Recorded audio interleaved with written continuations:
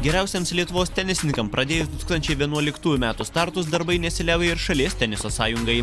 Vienas didžiausių jos laimėjimų Lietuvos tautinio olimpinio komiteto parama 73 vietą ATP pasaulio reitinge užimančiam Richardui Berankiui. Teniso sąjunga vertina puikiai. Nesidžiaugiam, kad atėmė iš kažko ir davė Richardui, bet tas džiaugsmas yra toks, kad Richardas gavo tą stipendiją, o tai be abejonės prisidės vis tiek prie jo bendro dalyvavimo pasiruošimo varžyboms, tai manau, kad vertinam tikrai teigiamai. Lietuvos teniso rinktinė jau kovo 4-6 dienomis Taline dalyvaus Europos Afrikos zonos antros grupės rungtynėse su Estijos rinktinė. Lietuvai atstovaus geriausi šalies žaidėjai Berankis, Laurynas Grigelis, Dovydas Šakinis ir ketvirtąjį narį Luką Mugevičių pakeitęs Julius Tverijonas.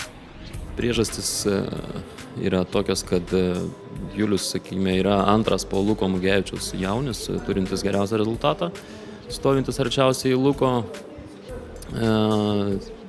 Sakykime, nėra tiek svarbu šiandien ketvirtas numeris, sutikim su tuo šiandieniniai mūsų rinktiniai, tai kažkokių tai kontrolinių mačų šiam kartui buvo apspręsta nedaryti, tiesiog pasirinktas jaunis, kuris tikrai rodo, bent praėjusiais metais rodė tikrai geriausius savo rezultatus per savo karjerą, tai tikrai nepakliudys jis.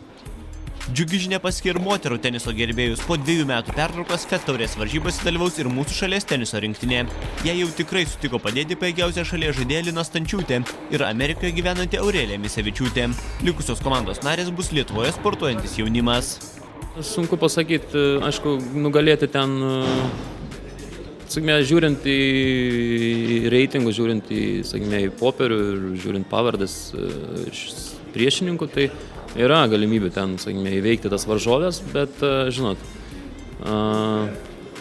patirtis gali nulemti, kad vis dėlto jaunųjų mūsų tenisininkių patirtis kol kas neleidžia galbūt tokio rango varžybose dalyvauti, tai gali, nemanau, kad liks rinktinė paskutinė ten, manau, kad varžysis dėl pirmų vietų būtent šioje grupėje.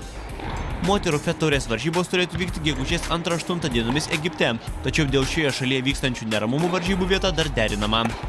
Gediminas Žigelis, Vytautas Juknys, Sport 1 Žinios Plius, Vilnius.